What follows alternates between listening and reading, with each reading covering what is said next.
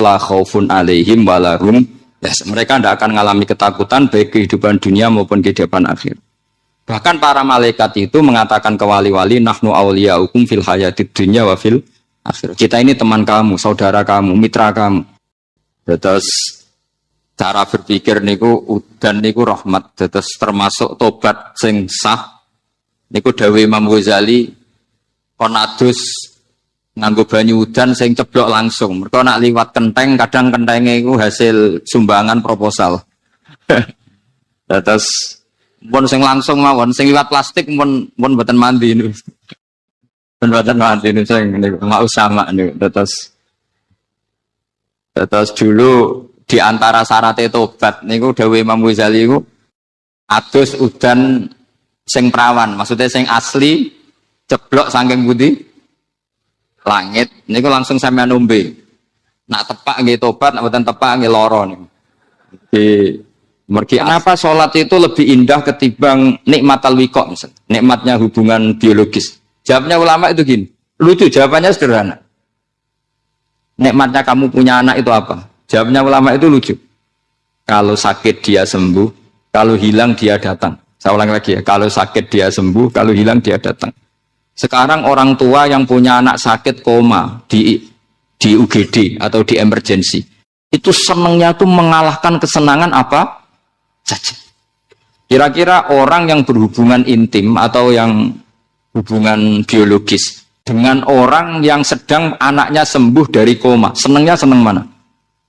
Senang yang melihat anaknya sembuh dari koma.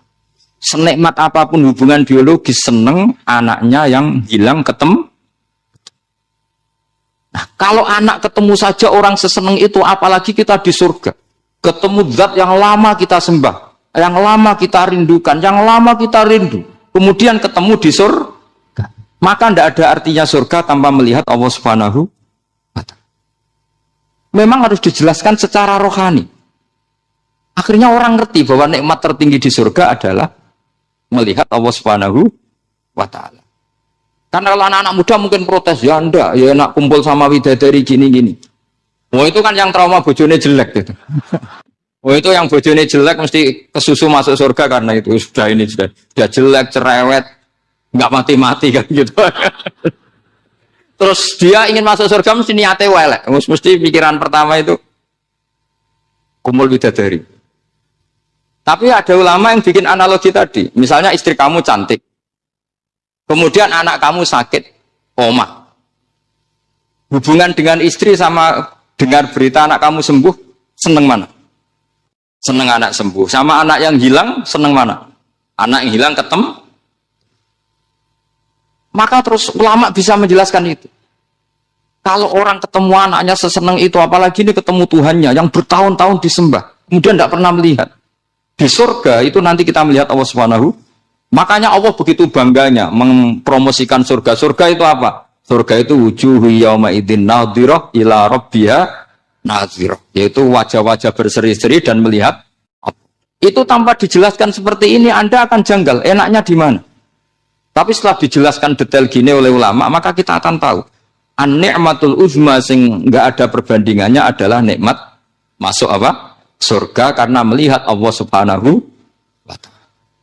Ya jadi saya berkali-kali pokoknya minta sekali, hadil umat harus umat yang rasional, terutama dalam mengemban tauhid. Karena tauhid ini yang disebut kalimat. Sampai Allah mengistilahkan kepada Nabi Ibrahim itu waja'alaha kalimatam baqiyatan fi aqibi. Kalimat tauhid adalah kalimat yang akan abadi di anak cucunya Nabi Ibrahim. Baik anak cucu yang karena gen, mau anak cucu yang karena sebab, yaitu santri dengan kiai. Dan itu caranya gimana? Umat Islam jangan berhenti belajar mantek. Makanya di MGS, di Qudsiyah, di TBS, semua pondok pasti ngajarkan mantek, di Bendan, ilmu logika. Itu tadi, kalau kamu tidak bisa menemukan tauhid dengan cara tadi, dengan cara al-alam mutaghayyir wa kullu mutaghayyir hadis labudan min buktis, paling tidak pakai ilmu yang dilakukan Rasulullah SAW. Itu masyhur itu. Saya sering cerita di mana-mana. Ada orang namanya Jubair bin Mut'im, Muhammad bin Jubair bin Mut'im. Itu dulu dia kafir.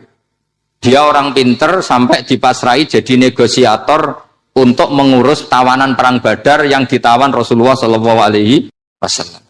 Ketika datang di Medina, delala pas maghrib, Nabi baca wattur wa kitabim mastur. Di antara ayat yang dibaca Nabi itu am khuliqu min ghairi syai'in. Masa manusia sebanyak ini kemudian mereka diciptakan oleh ketiadaan. Min ghairi syai'in itu oleh ketiadaan. Masa alam raya yang wujud ini, alam raya yang punya eksistensi ini kemudian penciptanya adalah ketiadaan. Padahal wal adamu la yakhluqu wa la yu'assiru wa la kadza wa kadza. Tentu sesuatu yang tidak ada itu tidak bisa dikatakan sebagai pencipta. Wong nggak ada, jadi faktor saja nggak mungkin apalagi jadi pencipta. Itu Nabi habis sholat langsung beliau sungkeman, ya Muhammad, saat ini juga saya iman. Karena logika yang dibangun ayat yang kamu baca itu menghabiskan semua logika saya. Intinya logika tauhid itu akan mengalahkan semua teori non tauhid. Itu yang disebut bal naqdhifu bil haqqi 'alal batili fayadmaghuhu fa idza huwa zahid. Kebenaran tauhid itu akan menghancurkan kekuatan apa saja. Fayadmaghuhu itu di tafsir Tobari disebut dorbatan tasujud dimah. Satu pukulan sing sampai menjadikan otak itu hancur. Lainnya disebut damagho, dimah itu maknanya otak. Maka kamu jangan khawatir kalau Islam didiskusikan di Uni Soviet, didiskusikan di Kanada, didiskusikan di Korea. Pasti kalimat tauhid akan mengalahkan kalimatul batil. Pasti ja'al haqqu wa zahaqal batil. Innal batila kana zahuq. Tapi syaratnya kita harus kuat. Makanya saya ini senang sekali yang namanya ngaji itu saya senang. Karena saya tadi bercita-cita ingin jadi dosen setelah mati. Karena di dunia sudah tidak jadi apa? Dosen. Saya ingin seperti Imam Amudi. Pertama ketemu Allah, beliau disuruh ngajar malaikat tentang ilmu apa? Matematika yang mengarah ke tauhid. Jadi diajarkan. Kamu tahu angka 2, angka 3, angka 4. Semuanya bersumber dari angka 1. Berarti semuanya berawal dari 1. Gak tahu setelah itu malaikatnya dites lagi apa enggak, gak tahu. Pokoknya pas itu malaikat ya paham semua. Oke. Kayak apa hebatnya umat Rasulullah Shallallahu Alaihi Wasallam? Karena akalnya kuat. Sehingga kita harus kuat. Sehingga kalimat yang benar disebut kalimatu haqqin 'alaiha nahya wa 'alaiha. Nah, kalimat yang salah disebut kaburat kalimatan takhruju min afwahim. Kalimat menjadi kalimat karena diucapkan. Tapi tidak menunjuk hakikat. Kayak ini misalnya, ini tutup ini putih. Terus saya katakan hitam. Berarti saya mengatakan ini hitam. Sebagai kata-kata karena diucapkan. Tapi tidak pernah menjadi hakikat. Karena hakikatnya ini putih. Itu hebatnya Quran. Makanya Quran kalau gojlek orang kafir itu, gojlek orang kafir itu disebut apa? Kaburat kalimatan takhruju min afwahim. Tapi untuk kalimat tauhid dikatakan apa? Yusabbitu walladzina amanu bil qaulif tsabit fil hayatid dunya wa fil akhirah. Sebagian disebutkan wa ja'alaha kalimatam baqiyah. Kenapa kalimat tauhid itu kalimat yang abadi? Karena Allah sebagai Tuhan di dunia juga sebagai Tuhan di akhirat dan selalu Tuhan pada masa yang tidak terbatas. Itu disebut wa ja'alaha kalimatam baqiyah. Kemudian umatnya Nabi mengganti kalimat yang gampang. Allah punya sifat baqa, punya sifat akhir. Maksudnya akhir itu la akhiralah. Terus semuanya. Yang paham ya alhamdulillah, yang enggak paham dikon ngapal no. Wujud kidam baqa mukhalafatul khawadisi qiyamuhu binafsi wahdaniyat kudrat irut. Wes paham. Lah kok sing rada alim terus roh bedane iki sifat ma'ani iki maknawiyah. Cara Mu'tazilah ngene, cara ahli sunnah ngene. Oh itu sudah kejimetan. Sementing wujud hitam. Nah, kenapa pertama yang disebut wujud? Karena yang membedakan kita dengan faham ateisme itu ya sifat wujud. Yaitu mereka mengatakan alam raya ini dimulai dari ketiadaan. Wah, itu akal mana saja itu nggak bisa nerima. Masa ketiadaan menciptakan sesuatu yang ada. Maka kata Ibnu Hajar al-Asqalani ketika mentafsirkan mensarai hadis, salasun mangkun nafihi wajata halawatal iman. 3 hal ini kalau kamu faham maka menemukan manisnya iman. Manis. Manis itu enak. Terus kata Ibnu Hajar al-Asqalani, saya masih ingat betul dalam sarahnya Fathul Bari, wa yusamma inda ahlil aql, misalnya al-iltizat al-aqli. Agama ini mengajarkan kenyamanan cara berpikir. Coba kalau sampean seorang doktor atau seorang profesor atau seorang pinter, kemudian kamu dipaksa mengimani bahwa alam ini diciptakan oleh ketiadaan, itu bisa tidur gak? Oh, tidak bisa tidur. Sampean misalnya orang pinter, dididik di kampus atau dididik di pondok, alam ini yang wujud, yang menciptakan itu sesuatu yang tidak wujud. Kamu bisa tidur gak kira-kira? Ini guru apa? Ini sarap ini. Mosok hadil maujudat khalaqahal adam, sesuatu yang wujud diciptakan ketia. Tapi agama ini membawa sesuatu yang menyenangkan untuk akal, yaitu hadhil maujudat khalaqaha wajibul wujud. Maujudat yang wujud ini diciptakan super maujud, yaitu oleh bahasa pondok disebut wajibul wujud. Kan terus seneng, wajar dong kalau sesuatu yang ada diciptakan oleh yang ada. Nah tentu ada pencipta, terus ada super, disebut wajibul wujud. Kan terus enak. Nah, itu kata Ibnu Hajar al-Asqalani disebut wajadah halawatal iman. Sehingga kita tidak usah khawatir. Makanya saya itu termasuk orang yang nggak khawatir. Apapun rusaknya dunia ini, kacaunya dunia ini, akan kalah dengan kalimatut tauhid. Karena kalimat ini ketemu apa saja pasti menghancurkan. Yaitu disebut bal naqdhifu bil haqqi 'alal batil fayadmaghuhu fa idza huwa zahid. Kalimat hak ini akan menabrak apa saja. Dan yang ditabrak pasti hancur. Makanya sama tidak usah khawatir misalnya ada negara ateis di Cina, di Korea. Kita yakin asal yang diteliti itu agama Islam pasti menang. Nah yang susah kalau yang diteliti orang Islam. Itu susah. Karena yang copet kadang-kadang ya umat. Apalagi di negara yang mayoritas muslim, nanti copetnya, premannya, koruptornya, semuanya beragama Islam. Makanya kita hanya punya pilihan dua itu, umat Islam dan Islam yang kumat itu dok. Kalau tidak umat Islam, ya Islam yang kumat. Tapi kalau kalimat tauhid itu kalimat yang aman, tak jamin. Tak jamin 100%. Sehingga saya itu kalau ditanya profesor, Pak Bak, kalau suatu saat Indonesia jadi negara yang sangat terbuka, kemudian ada sekolah perbandingan agama, menurut Anda prospek Islam gimana? Saya jawab asal yang dikaji Islamnya bukan orangnya, pasti Islam tetap prospek. Asal yang dikaji apa? Islamnya bukan orangnya. Kalau orangnya ya Masya Allah. Itu tadi kalau tidak umat Islam ya Islam yang terus kalau matur nuwun sangat dengan hormat teng Raden Asnawi. Beliau sekarang generasi keempat ya, wonten sing generasi ketiga. Nasab kula kepanggih Raden Asnawi teng Asnawi sepuh. Terus Raden Asnawi gada bah namine Abdullah Husnen, terus Ibu Ayu Sofia niku binti Asnawi sepuh. Kula buyut kula kandung damaran niku Hafsah binti Maksum bin Soleh bin Asnawi sepuh.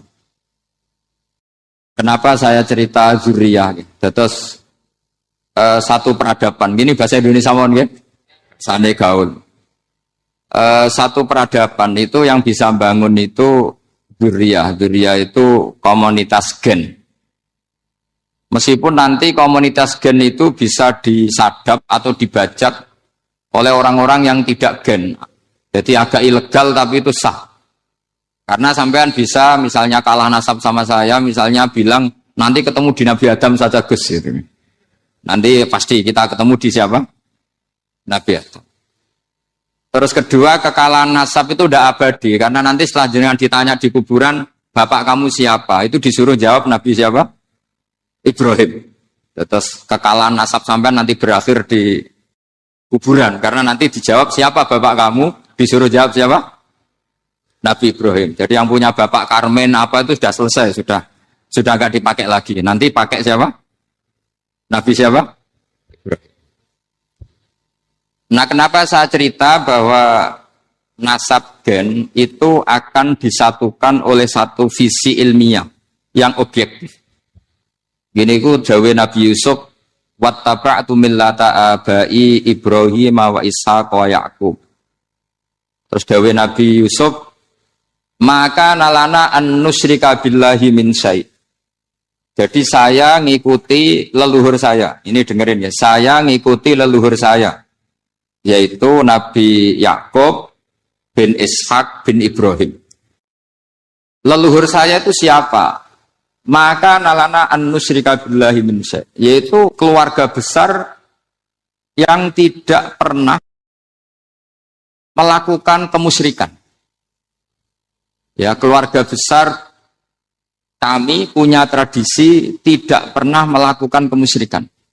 Dan bahkan itu dibahasakan tidak mungkin kita ini melakukan kemusyrikan. Maka nalana itu kira-kira kalau bahasa Indonesia itu kita ini tidak mungkin melakukan kemusyrikan. Nah, kenapa demikian? Itu berangkat dari logika yang permanen. Disebut yusabbitu Allahu alladziina aamanu bil qouli tsabiti fil hayatid dunya wa fil akhir. Logika permanen itu begini misalnya. Kita ini kan hidup dari bapak dari ibu terus sampai Nabi Adam. Kemudian setelah Nabi Adam ini berakhir, kemudian kita mau tidak mau berpikir Nabi Adam itu siapa? Terus diterangkan ternyata Nabi Adam itu satu makhluk hidup yang mulanya dari tanah. Lewat wahyu Allah, lewat titah Allah kun, kemudian jadi manusia yang bernama Adam. Sebelum Adam ada bumi, ada langit, ada cakrawala macam-macam. Kemudian itu kita rumuskan lagi, asal usulnya adalah tidak ada. Adamiyun makhdun. Akhirnya kita tahu bahwa alam raya ini diwujudkan setelah dari tidak ada. Nah tentu terus kita berpikir, dari tidak ada menjadi ada itu pasti penyebabnya adalah sesuatu yang ada. Nah yang ada itu disebut wajibil wujud. Karena wajibil wujud ini wujud sendiri, nggak ada saingannya. Karena Allahu wala syai'amahu, Allah ada dan tidak ada pesaingnya.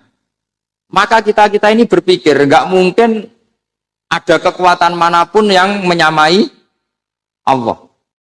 Sehingga nggak ada Yesus mungkin menyamai Allah, nggak ada Fir'aun, nggak ada Lata, nggak ada Uzza. Makanya disebut maka nalana an nusyrika billahi min syai'. Kita ini tidak mungkin melakukan kemusyrikan. Sama tidak usah tanya saya, Gus, tapi orang menjadi musyrik itu kan mungkin. Jawabannya itu tetap nggak mungkin. Kemusyrikan itu satu teori yang nggak mungkin. Tapi kalau orang musyrik itu mungkin. Tapi karena kita kenal yang membawa kita beliau banyak ke Korea. Saya itu beli pesolatan tuh bukan 1-2 sampai 2 kerdus, 3 kerdus. Itu mulai saya ngiai sampai sekarang. Tak bawa ke Sragen, ke Solo, Tigo, termasuk tak bawa ke Korea. Jadi mungkin ya ini GR saya ngaji di sini itu barokahnya jualan pesolatan. Tapi bukan jualan yang cari laba enggak, karena tak gratiskan, tapi itu dagang akhirat lah kira-kira gitu. Jadi kalau saya masuk neraka kita era pantas wong bakul pesolatan kok masuk neraka gitu. Kayak itu enggak pantas itu. Karena saya termasuk orang ya yang cara berpikir itu optimis. Dulu di sini ada orang alim alama namanya Raden Asnawi. Terus kemudian sejarah agak berpolemik, ada mengatakan beliau itu muridnya Syekh Nawawi, ada mengatakan tidak. Apapun itu yang saya yakini adalah beliau ya saling istifadah lah, saling bermanfaat bagi Syekh Nawawi Banten.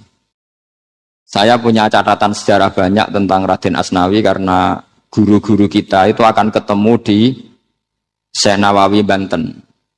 Yaitu kita tahu misalnya saya ngaji Mbah Mun ngaji Mbah Zubair misalnya ngaji Syekh Fakih Mas Kumambang, ngaji Mbah Mahfud, terus ngaji Sayyid Abi Bakar Sato, terus ngaji Sayyid Zaini Dahlan.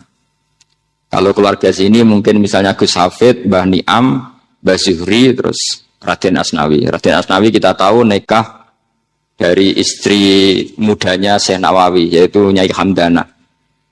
Saya sering diceritani Mbah Mun, terus Nyai Hamdana punya anak yang namanya Zuhriyah dari Syekh Nawawi. Kemudian setelah dinikahi Raden Asnawi, punya anak namanya Zuhri, Minan, Niam, terus sampai ke Gus Hafid, Hafid bin Niam. Kenapa saya cerita ini? Karena kealiman itu adalah sesuatu yang dibanggakan Allah. Imam Amudi itu ulama ahli matematika.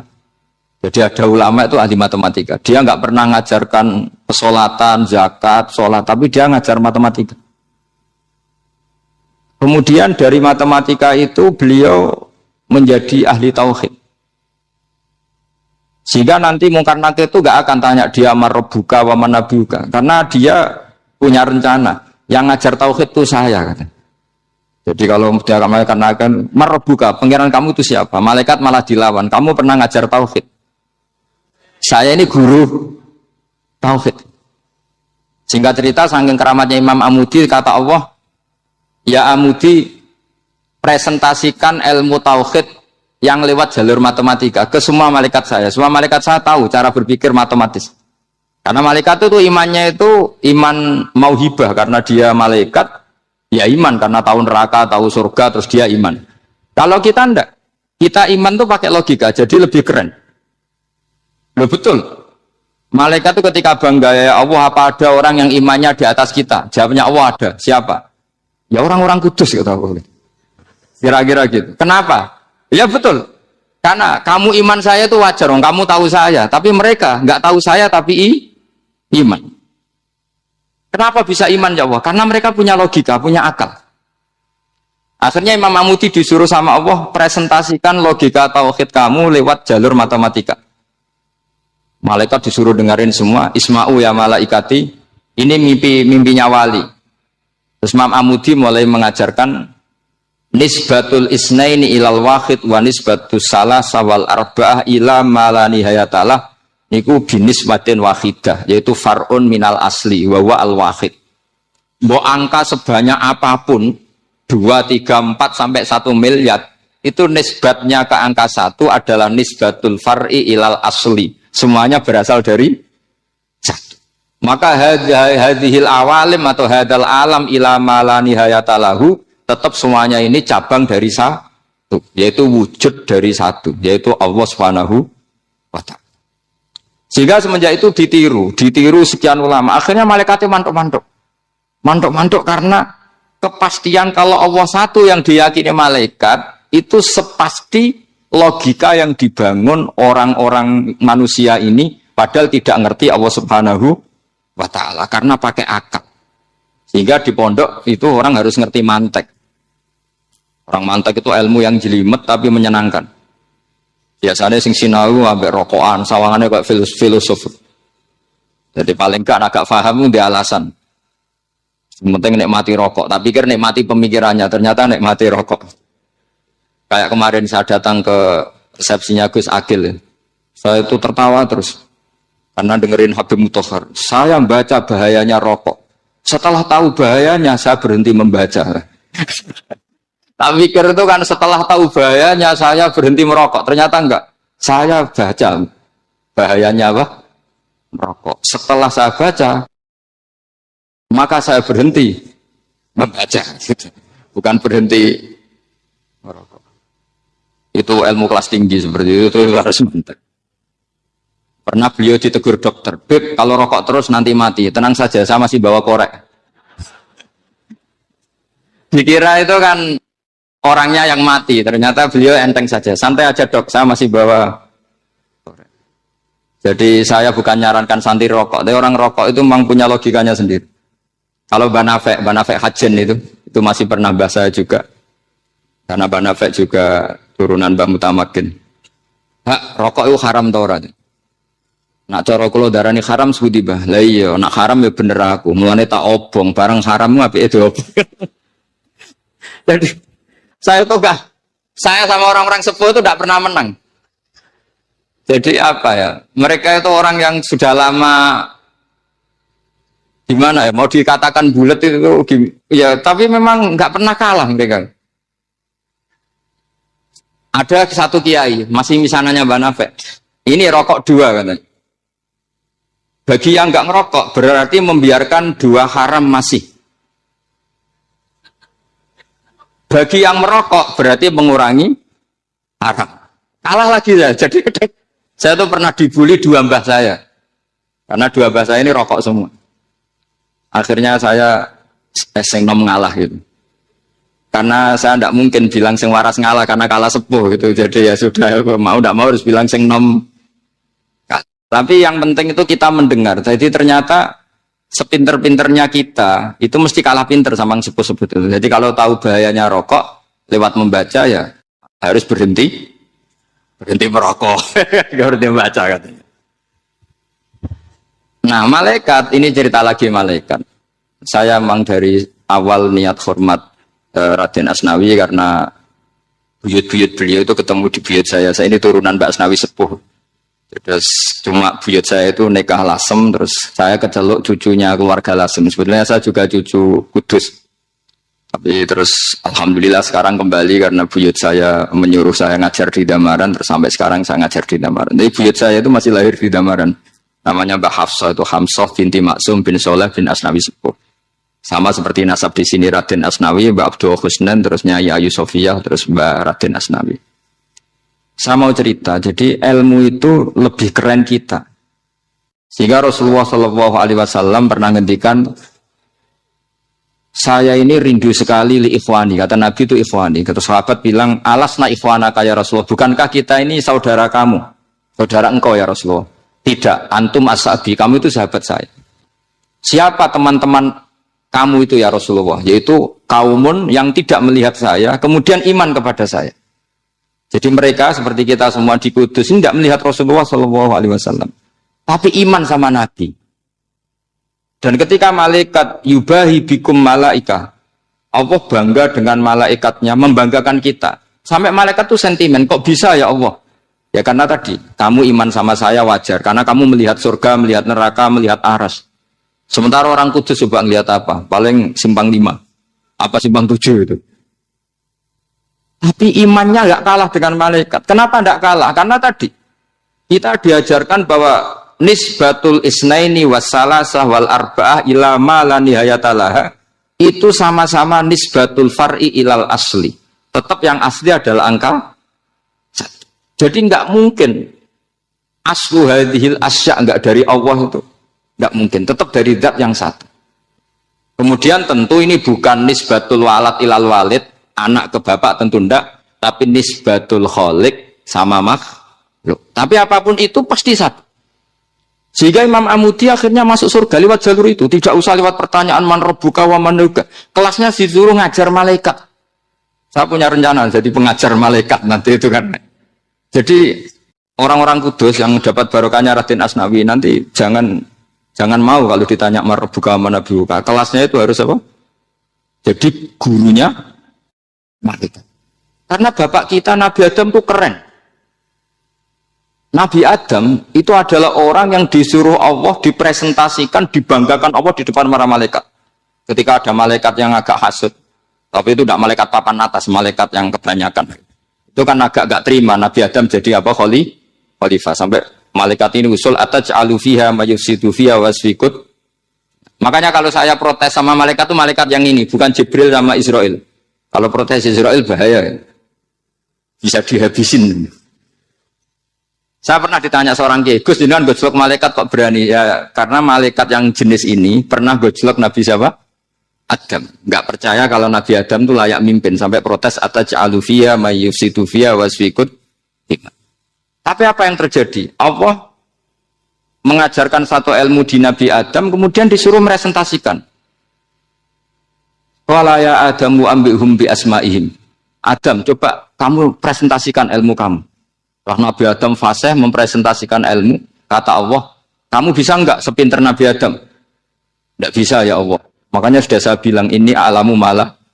Saya lebih tahu siapa yang layak mimpin. Jadi layak mimpin itu pertama harus kuwatul ilm. Ilmunya itu harus kuat.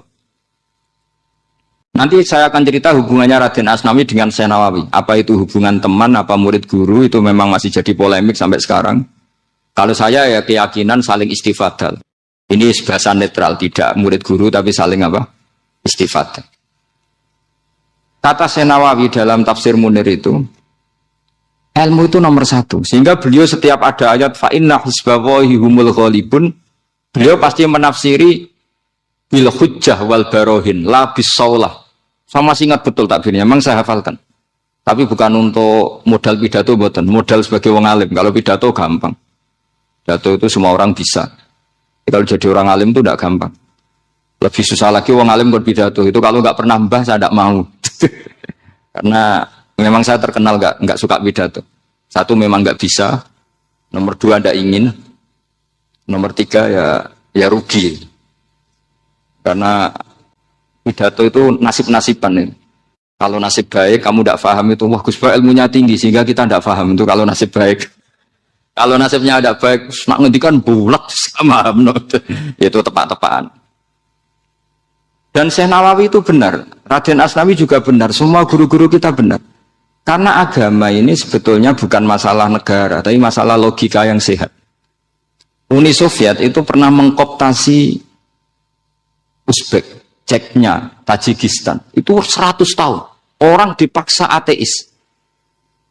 Tapi orang-orang Uzbek, saya sering ketemu lama Uzbek, kadang ketemu di Korea, kadang di Malaysia. Orang-orang Uzbek itu punya basement di bawah tanah. Kemudian di bawah tanah ini mereka ngajarkan tauhid. Ngajarkannya ya gampang. Misalnya, ini sesuatu yang ada. Iya ini. Ini ada penciptanya enggak? Ya ada. Siapa? Tukang katanya. Yang penting itu enggak ada logika bahwa sesuatu yang ada disebabkan oleh ketiadaan. Lah orang komunis, orang ateis itu orang yang mengatakan alam ini didahului oleh nihilisme, oleh adamiyah. Masuk akal enggak sesuatu yang ada, penciptanya sesuatu yang tidak ada. Sehingga orang anak-anak Uni Soviet itu enggak pernah kepikiran membenarkan ateis itu enggak pernah. Bareng Uni Soviet ada itu Glasnost Perestroika itu kemudian hancur, semuanya langsung menjadi negara Islam, termasuk Uzbek, Tajikistan, karena diajari ilmu. Bahwa ilmu itu yang nggak pernah kalah oleh negara. Sehingga saking pedenya Rasulullah SAW ketika Sulhul Hudaybiyah, ini agak jelimet, tapi gampang dicerna. Sulhul Hudaybiyah itu satu perjanjian yang semuanya merugikan Rasulullah. Yaitu kalau orang kafir masuk Islam disuruh kembalikan ke kafir. Karena kafir itu bagi mereka habitat. Islam itu hal yang baru. Tapi kalau orang Islam menjadi kafir, nggak boleh kembali Islam. Berarti kembali ke habitat. Semua perjanjian itu merugikan. Sampai masyhur Sayyidina Umar protes ke Rasulullah. Jenengan masih Nabi. Itu kan ekstrim tanya. Jenengan sampai sekarang masih Nabi. Ya, saya masih Nabi. Kenapa tanya demikian? Karena semua perjanjian merugikan Islam, menguntungkan orang apakah? Semua sahabat sebetulnya persis Sayyidina Umar protes, kecuali Abu Bakar. Lama-lama akhirnya di antara perjanjian itu berbunyi begini. Tapi saya minta satu hal. Orang boleh mendiskusikan Islam tanpa tekanan. Itu saja permintaan Nabi. Orang boleh mendiskusikan Islam secara bebas, tidak tertekan. Karena orang-orang kafir melihat itu hal yang biasa. Ya nggak masalah Muhammad. Akhirnya orang diskusi. Islam itu apa sih? Islam itu orang yang menuhankan Allah. Allah itu siapa? Zat yang menciptakan langit dan bumi. Lama-lama orang kafir berpikir, wah keren. Tuhannya Muhammad bisa bikin langit dan bumi. Nggak kayak Tuhan kita, malah kita yang bikin. Jadi mulai debat itu mulai. Terus ada yang cerita lagi. Saya pernah loh nyembah Lata, pas itu dikencingi luwak. Masa ailahun ya bulu ali sa'laban, masa Tuhan kok dikencingi luwak? Yang agak-agak ahli kitab ya diskusi lagi. Wah kayaknya Yesus tidak Tuhan. Masa Tuhan kok kelaparan, lemes, wah repot nanti. Jadi makanya Allah ketika gojlok wa ummuhu siddiqah kana yakulani ta'am. Mal masihu ibnu Maryam illa rasul qad khalas min qablihir Rasul wa ummuhu siddiqah kana yakulanit. Coba paradok dak misalnya. Kamu didolani Nabi Isa terus ketok lemes. Kenapa Tuhan? Saya agak sakit keroi dulu. Itu kan enggak kebayang itu. Punya Tuhan yang sakit setelah makan sehat terus. Kan enggak kebayang seperti itu. Ketika Nabi punya konsep Tuhan, Tuhannya Muhammad itu siapa? Yaitu zat yang la awalalah, zat yang pertama. Lalu Tuhan itu siapa? Tuhan itu yang menciptakan langit bumi. Tuhan itu siapa? Yang memulai segalanya. Lama-lama mereka berpikir, wah kalau gitu yang benar itu Islam. Maka kata Imam Zuhri, Syihabuddin Az-Zuhri, famaka nafathun fil islami a'zoma min sulhil Hudaybiyah. Innamaka nasu yatafaduluna fil hadis wal munaza'ah. Semua teks riwayat itu ada kata wal munaza'ah. Orang bebas ngomong dan berdebat. Munazaah itu berdebat. Terus akhirnya falam yatakallam ahadun bil islami yaqilu syai'an illa dakhala fihi. Kemudian setelah berdebat dan mereka tahu Islam pasti akhirnya masuk.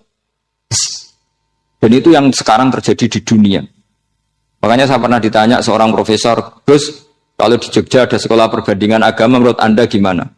Asal itu tentang agama, enggak apa-apa. Tapi kalau yang dibandingkan umat Islam itu jangan. Karena nanti kalau di Indonesia kira-kira yang copet itu ditanya agamanya juga Islam, yang koruptor juga Islam. Jadi kalau yang dikaji Islamnya enggak apa-apa, tapi orangnya jangan, kata saya. Karena yang bulat ya banyak, yang enggak sholat ya banyak. Tapi kalau Islamnya saja, misalnya adu konsep tentang Tuhan. Masyhur kita mungkin banyak yang melihat itu debatnya Stanley Fischer sama Ahmad Didat itu. Tuhan kamu siapa ini itu sama Didat cerita Tuhan saya itu lam yalid walam yulad walam yakul lahu kufuwan. Itu spontan ada seorang mahasiswi bilang, sepertinya Tuhan Anda lebih menarik. Karena Tuhan Anda yang menciptakan langit bumi, yang Tuhan ini kok lahirnya sudah di bumi, masa lahir-lahir langsung jadi Tuhan. Jadi akhirnya falam yatakallam ahadun bil islami yaqilu syai'an illa dakhala fihi. Sehingga agama ini apa? Agama itu adalah kalimat tauhid. Kalimat itu apa? Logika yang terbangun. Nah, ketika logika itu terbangun, maka disebut yusabbitu Allahu alladzina amanu bil qaulis tsabit fil hayatid dunya wa fil akhirah. Allah itu akan menetapkan satu kaul, satu presentasi ilmiah atau satu kesimpulan ilmiah. Yang kesimpulan itu nyata benarnya. Dan ini akan nyata terus baik di kehidupan dunia maupun kehidupan apa? Seperti Allah sebagai Tuhan. Itu akan nyata terus. Di dunia Allah ya Tuhan, nanti di akhirat juga Tuhan. Tapi Tuhan selain Allah, maka menjadi Tuhan ini nunggu ada yang menuhankan. Misalnya Fir'aun, itu jadi Tuhan karena ada yang menuhankan. Sekali dia mati, dia sudah aset wisata, bukan Tuhan lagi. Makanya gejolokannya orang ulama Arab, kalau ketemu ulama Mesir, kalau gejolokan itu lucu. Orang Arab, ada Abu Jahal, Abu Lahab, penggaweane musir Nabi. Gitu. Itu gejolokannya ulama Mesir. Kata ulama Arab, kamu gayanya benci Fir'aun, tapi rezeki kamu dari wisata melihat Fir'aun. Itu gejolokannya ulama Arab sama ulama Mesir. Sehingga agama ini mengajarkan apa? Satu kalimat. Makanya kamu harus belajar mantek. Dulu Raden Asnawi ya pengajar mantek. Dulu buyut saya di sini Mbah Fauzan, abahnya Mbah Pah itu, mbahnya itu juga pengajar mantek. Karena di antara yang diceritakan Allah itu wa ja'alaha kalimatam baqiyatan fi aqibih. Tugas utama Nabi Ibrahim adalah menjadikan satu logika. Kalimah itu logika. Itu menjadi logika yang abadi. Baqiyah itu abadi. Fi aqibih di anak turunnya Nabi Ibrahim. Misalnya begini, saya beri contoh ya. Misalnya saya mengatakan teh ini hitam. Itu menjadi kalimah. Kalimah karena diucapkan. Tapi tidak menunjuk hakikat karena tehnya berwarna apa? Kuning. Sehingga Quran kalau menyalahkan orang kafir itu ngendikane kaburas kalimatan takhruju min afwahihim. Omongannya orang kafir itu menjadi kalimat karena diucapkan dari mulutnya. Kenapa menjadi kalimat? Karena diucapkan tapi tidak menunjuk hakikat. Seperti orang mengatakan 2 ditambah 2 itu 10. Itu kalimat, tapi kalimat yang salah karena tidak menunjuk hakikat. Seperti orang kafir mengatakan Tuhan itu 3. Itu kalimat karena diucapkan, tapi tidak menunjuk hakikat. Tapi ketika seseorang mengatakan Allah itu Tuhan, Tuhan itu satu, itu disebut kalimatu haqqin 'alaiha nahya wa 'alaiha namut. Mriki tahlilannya wa 'alaiha napa wa biha. Wa 'alaiha napa wa biha. Wa 'alaiha ya ada yang tahlilan wa biha, itu enggak tahu sanadnya dari mana, pokoknya ada yang wa 'alaiha, ada yang biha. Kenapa dikatakan kalimat tauhid? Karena kalimat yang dari kesimpulan berpikir. Dan agama ini dibawa Nabi Ibrahim itu untuk membawa kalimat tauhid. Ciri utama kalimat tadi, kamu yakin seyakin-yakinnya bahwa nisbatul snaini wassalasah wal arba'ah ila ma la nihayata laha itu kanisbatis snaini ilal wahid, yaitu semuanya far'un minal asli. Aslinya adalah wahid. Sehingga di kitab, saya pernah ngaji Mbah Mun, namanya kitab Al-Husunul Hamidiyah.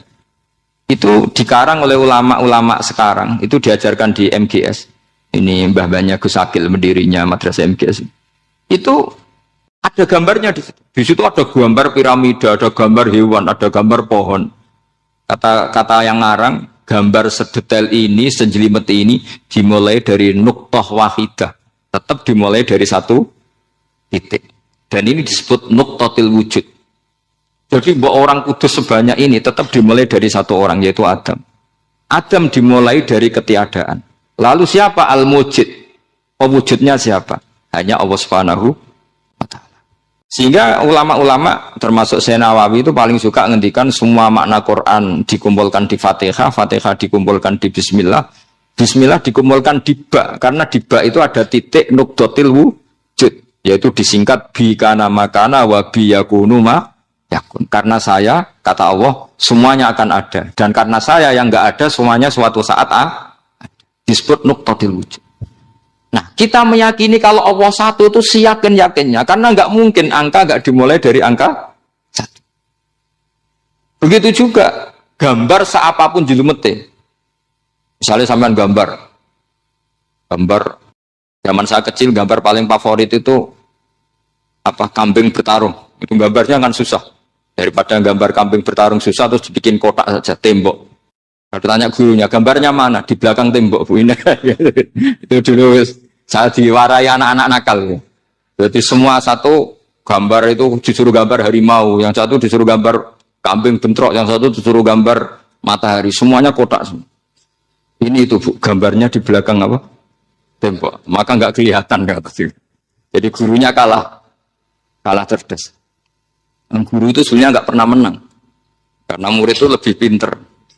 Itu teman saya dulu kalau ngaji itu, kalau tes itu ngerpek, baca. Gurunya marah, kamu tes kok baca? Enggak ngerpek, Bu, ini belajar di kelas. Katanya belajar kapan saja, di mana saja. Acuh. Jadi apa ya, orang itu kadang yang salah itu lebih masuk akal kadang-kadang ini. Saya teruskan ya supaya ini dapat barokahnya Raden apa? Asnan. Saya mohon sekali ya, kalimatul haqqin itu harus kamu jaga. Caranya jaga ya tadi.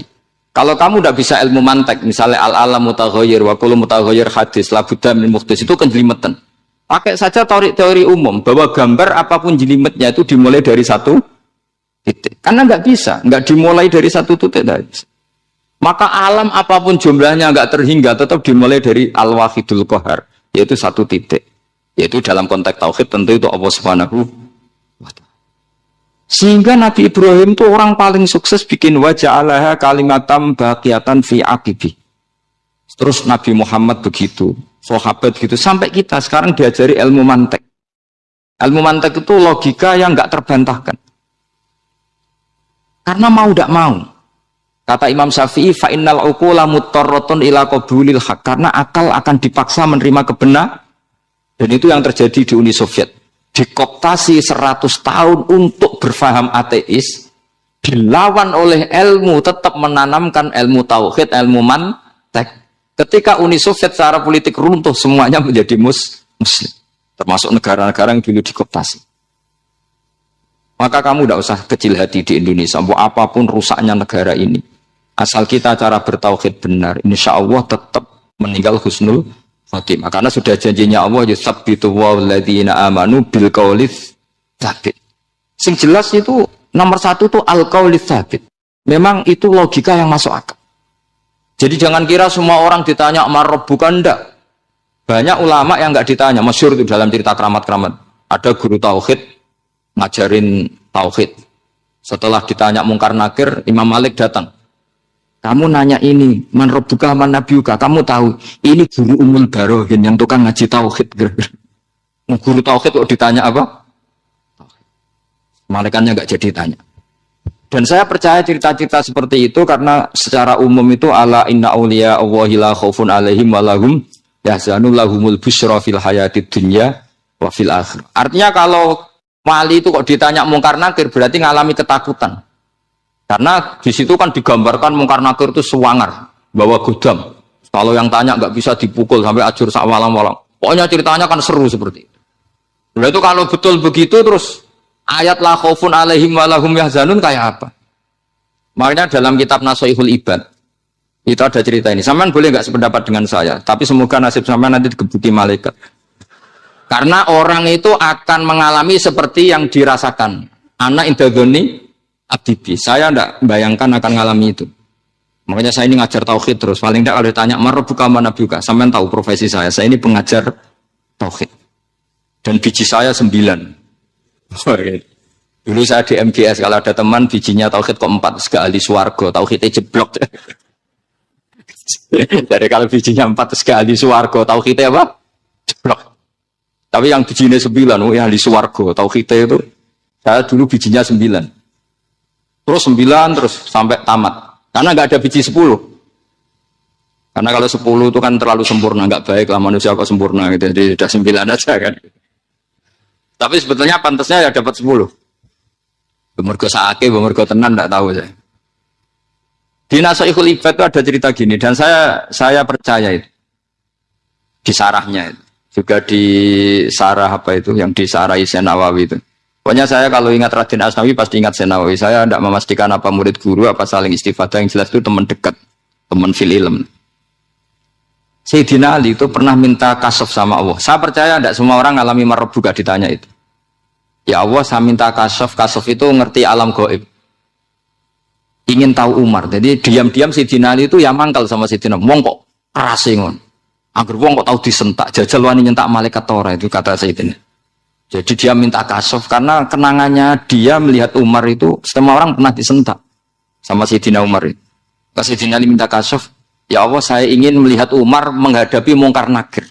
Masih garangkah apa enggak? Itu dah, itu tidak. Minta kasaf. Pas kasaf beliau bangun dari kubur, duduk. Dilihat sama Sayyidina Ali ini ngalami kasaf. Sama ndak usah tanya. Ndak wali kok tanya. Ya sudah pokoknya percaya aja. Akhirnya malaikat Mungkar Nakir datang. Itu di situ digambarkan matanya itu kalkidril mughalla, kayak apa itu panci yang dibakar. Wah, so seru. Semua nang Sayyidina Ali. Baru ini kamu akan takut gitu. Tapi ternyata enggak, Umar bangkit disentak orang tua itu. Kamu tahu menghadapi siapa? Yang sopan. Sontak. Kaget malaikatnya itu karena enggak pernah ngalami disentak. Mungkin itu pertama. Kaget. Memangnya kamu siapa? Saya ini teman kekasih Tuhanmu. Saya yang diandalkan temannya sebenarnya bukan dia. Ana sohibu habibillah. Saya ini temannya kekasihnya Allah. Jadi dia mengandalkan temannya sebetulnya, bukan mengandalkan dirinya. Oh kamu temannya Nabi Muhammad? Iya saya Umar temannya Nabi Muhammad. Kamu harus hormat sama temannya kekasih Allah. Terus semua itu. Akhirnya matur Allah. Ya Allah, apakah prosedur seperti ini bisa dinego? Terus sama Allah. Oh iya katanya. Kamu kalau menghadapi kekasih saya jangan seperti itu katanya. Semenjak itu beliau sopan santun, dua Mungkar Nakir itu. Jadi ini berita gembira. Jadi sebetulnya itu enggak. Tapi kita ini kan enggak punya nyali nyentak Mungkar Nakir. Semoga dengan gelar kita doktor tafsir, doktor tauhid gitu. Atau paling enggak guru kudsiyah tauhid gitu. Atau siswa terbaik dalam materi tauhid. Itu harus kamu bawa status. Jadi sehingga nanti ini saya ranking 1 tauhid, masih ditanya marbuka waman nabi. Dan itu menurut saya sah. Sama nggak usah protes takbirin tiga, susah usah takbiran. Pokoknya takbirnya adalah wali-wali itu la khaufun alaihim walarum.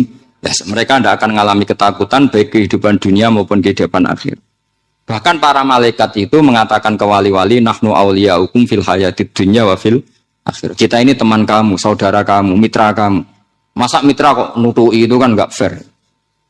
Dan menurut saya paling efektif itu apa? Kamu harus punya rumus tauhid kayak Imam Amudi menemukan Tuhan. Imam Amudi itu menemukan Allah itu lewat ilmu matematika. Dan itu Allah saking senengnya disuruh ngajari para malaikat. Wa ya malaikati isma'u. Kamu harus mendengar, ini orang alim saya. Yang ahli matematika.